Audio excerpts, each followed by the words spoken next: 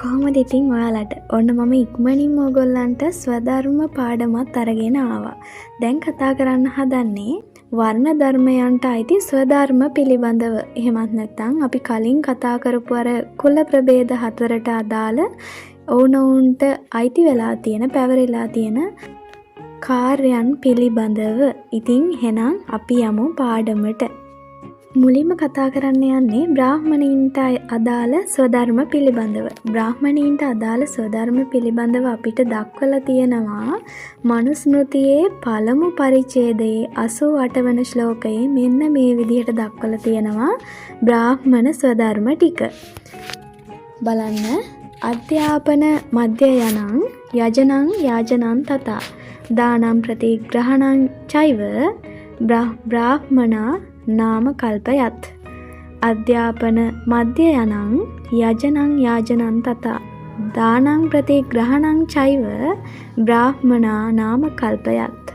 ඉතින් ඔන්න ඔය විදිහට බ්‍රාහ්මණයින්ට අදාළ ස්වධර්ම ටික දක්වලා තියෙනවා මනුස්මෘතියේ පළමු පරිච්ඡේදයේ 88 වන ශ්ලෝකයේ. අපි දැන් බලමු බුදුරජාණන් වහන්සේ ಭಾರತයේ පහළ වෙන්න කලින් තමන්ගේ බලය ಭಾರತයේ පුරාම පතුරවගෙන හිටිය සමාජයේ ඉහළම කණ්ඩායම වෙච්ච බ්‍රාහ්මණයින්ට පැවරුණු ස්වධර්ම ටික මොනවද කියලා. ඔන්න බලන්න.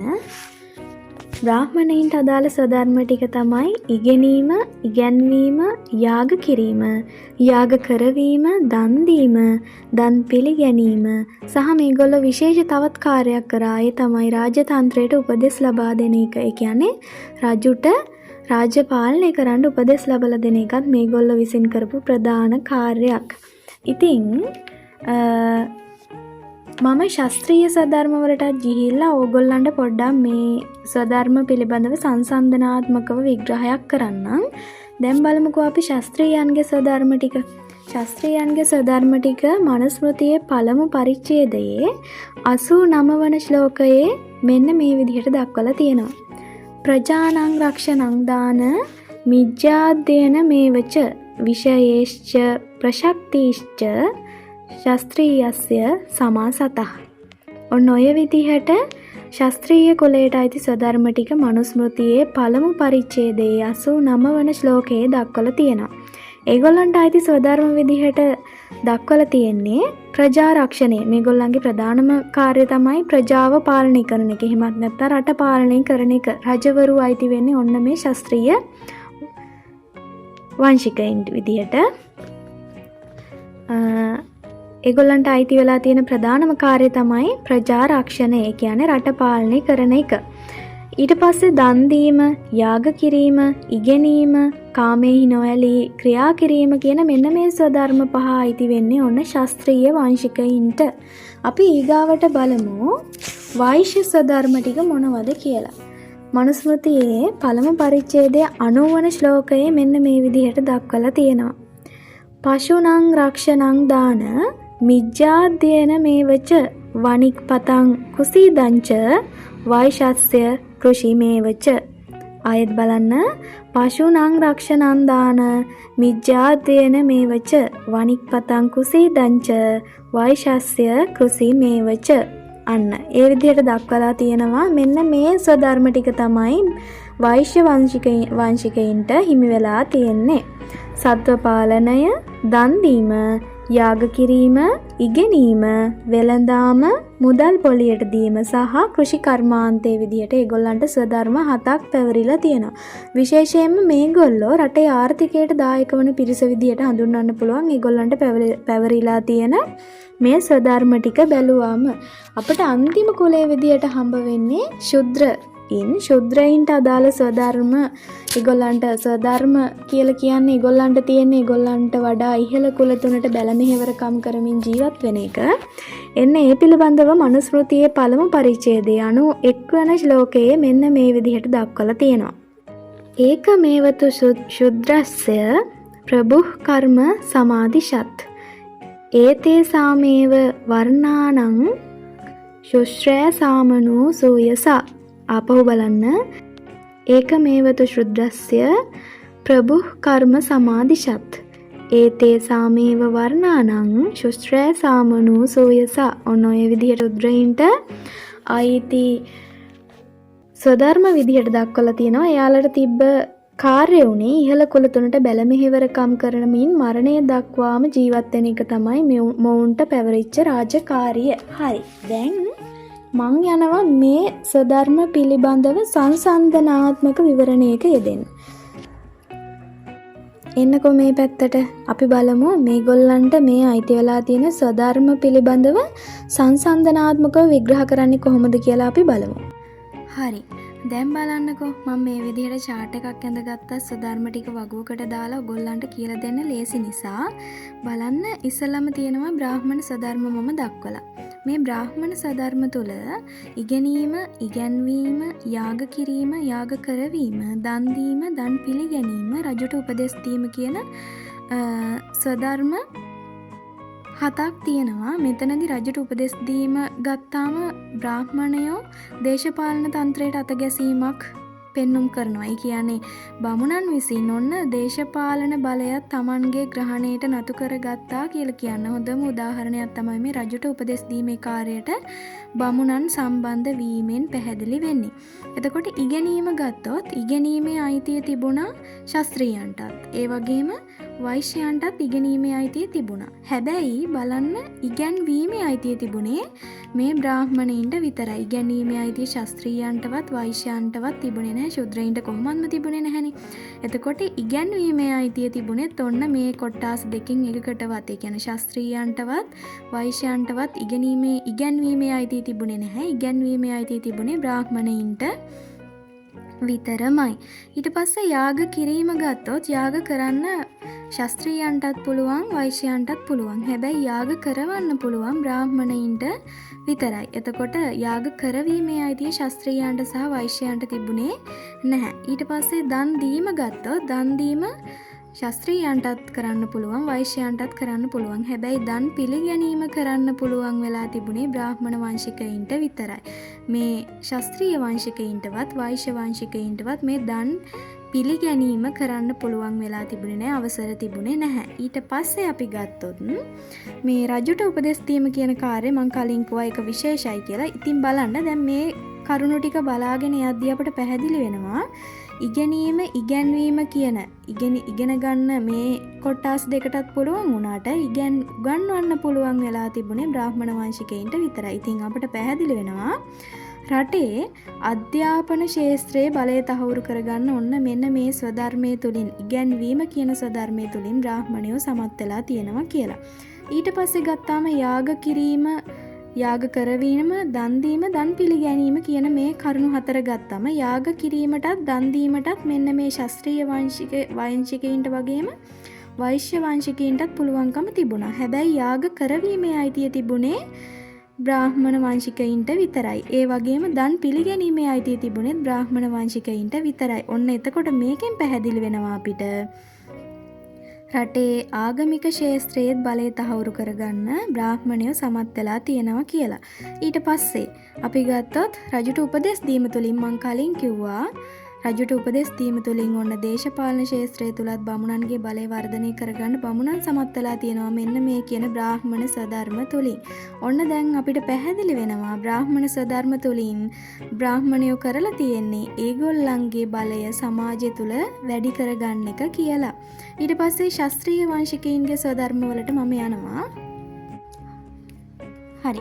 ශාස්ත්‍රීය සධර්ම බලද්දී ඔන්න පැහැදිලි වෙනවා ශාස්ත්‍රීයන්ට ප්‍රජා රක්ෂණය කියන එක විශේෂම කාර්යය ඒගොල්ලන්ට පැවරුණ විශේෂම කාර්යය. ශාස්ත්‍රීයන්ට පැවරුණ විශේෂම කාර්යය තමයි ප්‍රජා රක්ෂණය. එහෙමත් නැත්නම් රට පාලනය කරන එක. ඔන්න රජවරු හැමයිති වෙන්නේ මේ ශාස්ත්‍රීය කුලයට. ඊට පස්සේ ඉගෙනීම වුන්ට හිමි වෙලා තිබුණා සධර්මයක් විදියට ඉගෙන ගන්න අයිතිය තිබුණා. හැබැයි මොවුන්ට උගන්වන්න අයිතියක් තිබුණේ නැහැ. ඉගෙන ගන්න විතරයි පුළුවන්. ඉගෙන ගන්න ඕනි බ්‍රාහ්මණයෙක් ළඟට ගිහිල්ලා. ඊට පස්සේ යාග කිරීමේ අයිතිය තිබුණා. හැබැයි යාග කරවීමේ අයිතියක් මොවුන්ට හම්බ වුණේ නැහැ. යාග කරවන්න හිටියේ බ්‍රාහ්මණයෝ. ඉතින් මේගොල්ලෝ යාගයක් කරන්න ඔන්න මේගොල්ලන්ට බ්‍රාහ්මණයෝ ගාවට යන්න වෙනවා. ඊට පස්සේ දන් දීම ගත්තොත් මේගොල්ලන්ට දන් දීමේ අයිතිය තිබුණා. හැබැයි දන් පිළිගන්න මේ ශාස්ත්‍රීය වංශිකයින්ට අයිතියක් තිබුණේ නැහැ. මේගොල්ලෝ දන් දෙන්න ඕන බ්‍රාහ්මණයින්ට. ඊට මෙයාලට පැවරිච්ච තවත් විශේෂ කාර්යයක් තමයි කාමයේහි නොඇලී ක්‍රියා කිරීම. ඒගොල්ලන්ට පැවරුණු විශේෂ සද්ධර්මයක්. දැන් ප්‍රජාරක්ෂණය ගත්තොත් රට පාලනය කරන්නේ රජතුමානි. මේ රජතුමා ප්‍රජාරක්ෂණයට අවශ්‍ය දුනු ශිල්ප, කඩු ශිල්ප, අශ්ව ශිල්ප, රථ ශිල්ප ආදී විවිධ ශිල්පීය උපක්‍රම පිළිබඳව හදාරන්න ඕන මේ ශාස්ත්‍රීය වංශයට අයිති අය. එතකොට ශාස්ත්‍රීයයන්ට පැවරිච්ච ප්‍රධානම සද්ධර්මයේ විදිහට අපිට මේ ප්‍රජාරක්ෂණය හඳුන්වන්න පුළුවන්. ඊට පස්සේ මම යනවා වෛශ්‍ය සද්ධර්මවලට. වෛශ්‍ය සද්ධර්මවලට ගියොත් ඔන්න සත්ව පාලනය මේගොල්ලන්ට විශේෂයි. මේගොල්ලෝ විශේෂයෙන්ම මෙයාලගේ මේ ස්වධර්ම 7 දිහා බැලුවම අපට පැහැදිලි වෙනවා මෙයාලට අයිති වෙලා තිබ්බ ස්වධර්ම ටික රටේ ආර්ථික ශාස්ත්‍රයට, මුදල් ලිපීමේ ශාස්ත්‍රයට සම්බන්ධ ස්වධර්ම ටිකක් තමයි මේ වෛශ්‍යයන්ට හිමි වෙලා තියෙන්නේ. බලන්නකෝ. සත්ව පාලනය, ඉගෙනීම, යාග කිරීම, දන් දීම, වෙළඳාම, මුදල් පොලියට දීම, කෘෂි කර්මාන්තය. එතකොට මෙතන සත්ව පාලනය, වෙළඳාම, මුදල් පොලියට දීම, කෘෂි කර්මාන්තය කියන්නේ මේ ටික, මේ 4 රටේ ආර්ථිකයට සම්බන්ධ ස්වධර්ම 4ක්. ඕක වෛශ්‍යයන්ගේ ස්වධර්ම අතර විශේෂ කාරණයක්. ඊට පස්සේ තිබ්බේ ඉගෙනීමේ අයිතිය මේගොල්ලන්ට තිබුණා. හැබැයි උගන්වන්න අයිතියක් තිබුණේ නැහැ. ඊට පස්සේ යාග කිරීමේ අයිතිය තිබුණා. යාග කරවන්න මෙයාලට අයිතියක් තිබුණේ නැහැ. දන් දීමේ අයිතිය තිබුණා. දන් පිළිගැනීමේ අයිතිය මෙයාලට තිබුණේ නැහැ. දන් පිළිගැනීමේ අයිතිය තිබුණේ බ්‍රාහ්මණයින්ට විතරයි. ඊට පස්සේ මම යනවා ශුද්‍රයින්ගේ ස්වධර්ම තුලට. ශුද්‍රයින්ට පැවරිච්ච ප්‍රධානම කාර්යය තමයි එයාලට වඩා ඉහළ කුල තුනට. ඒ කියන්නේ මේ වෛශ්‍ය, ශාස්ත්‍රීය, බ්‍රාහ්මණ කියන මේ කුල තුනට බැල මෙහෙවරකම් කිරීම තමයි ශුද්‍රයින්ට පැවරිච්ච විශේෂම කාර්යය. එහෙමත් නැත්නම් ඒගොල්ලන්ගේ ස්වධර්මය උනේ. ඉතින් මේ ස්වධර්ම තුලින් බලවත්ම අපහසුතාවයට පත් උනේ. එහෙමත් නැත්නම් බලවත් අසාධාරණයට ලක්ුණේ ඔන්න මේ ශුද්‍ර කියන ජාතිය තමයි. මේගොල්ලන්ට කොයිම වෙලාවකදීවත් අර කියපු ඉහළ කුල තුනට අදාළ කාර්යයන් වල නිරත වීමේ අයිතියක් තිබුණේ නැහැ. මෙයාලට තිබුණේ ඉහළ කුල තුනට බැල මෙහෙවරකම් කරමින් ඒගොල්ලන්ට ඊර්ෂ්‍යා නොකර ජීවත් වීම. එතකොට මේ ශුද්‍රයින් තමන්ගේ ස්වාමියා, ඒ කියන්නේ තමන් බැල මෙහෙවරකම් කරන පුජ්‍යලයා, තමන්ට වඩා ඉහළ පුජ්‍යලයා විසින් මේ ශුද්‍රයාව බැල මෙහෙවරකම් වලින් ඉවත් කරත් කොයිම වෙලාවකදීවත් පුළුවන්කම ලැබුණේ නැහැ ඔහුට දාසකමින් අයින් වෙන්න. මොකද මහා බ්‍රහ්මයා විසින් මේ ශුද්‍රයා උප්පත්තියේම දාසයෙක් බවට පත් කරලා ඉවරයි කියලා ඔන්න මනුස්මෘතියේ සඳහන් වෙනවලු. ඊට අමතරව මේ අපි ගත්තොත් මේ ශුද්‍රයින්ට සමාජයේ පහත්ම ස්ථානයක් තමයි හම්බ වුණේ. මෙයාලට ඉගෙන ගන්නවත්, දන් දෙන්නවත්, යාග කරන්නවත්, කිසිම, ඒ කියන්නේ මුදල් උපයන්නවත් මේගොල්ලන්ට අයිතියක් තිබුණේ නැහැ. විශේෂයෙන්ම ශුද්‍රයෙක් කොයිම වෙලාවකදී හරි ධනෙ උපයලා තිබුණොත් ඒ ධනය අනිවාර්යයෙන්ම රාජසන්තක වෙනවා. එහෙමත් නැත්නම් ඒ ධනෙ උපයපු ශුද්‍රයාව රටින් පිටිවහල් කරනවා. ඊට අමතරව මේ ශුද්‍රයින්ට වේද පාඨ කියන්න අවසර තිබුණේ නැහැ. බැරි වෙලා හරි ශුද්‍රයෙක් වේද පාඨ කියෙව්වොත් ඔහු බරපතල වරදක් කරපු පුජ්‍යලයෙක් බවට පත් වෙනවා. ඒ වගේම තමයි කවුරු හරි බ්‍රාහ්මණයෙක් ශුද්‍රයෙකුන්ට අධ්‍යාපනය ලැබලා දුන්නොත් ඒ අධ්‍යාපනය ලබා දුන්න බ්‍රාහ්මණයාටද දඬුවම් ලබා දෙනවා කියලා ඔන්න තියෙනවා. ඒ විතරක් නෙවෙයි, බ්‍රාහ්මණයින්ට මේ ශුද්‍ර කුලයට ඇසෙන විදිහට වේද ග්‍රන්ථ කියවන්නවත් පුළුවන් කමක් තිබුණේ නැහැ. මේ ශුද්‍රයින්ට ඇහෙන විදිහට වේද ග්‍රන්ථ කියවන එකත් තහනම් කරලා තමයි තිබුණේ. බැරි වෙලා හරි ශුද්‍රයෙක් වේද ග්‍රන්ථය වේදේ ගායනා කරනවා ඇහුවොත් ඒ ශුද්‍රයාගේ කන්වල ඊයම් හෝ ලාකඩ පුරවන්න ඕනි කියලා සහ බැරි වෙලා හරි ශුද්‍රයෙක් වේද ග්‍රන්ථ කියවුවොත් දිව කපන්න ඕන කියලා, මෙන්ම ඒ විතරක් නෙවෙයි වේදය පාඩම් කරොත් බැරි වෙලා හරි ශුද්‍රයෙක් ඒ ශුද්‍රයාව මරා දාන්න ඕන කියලාත් සඳහන් වෙනවා.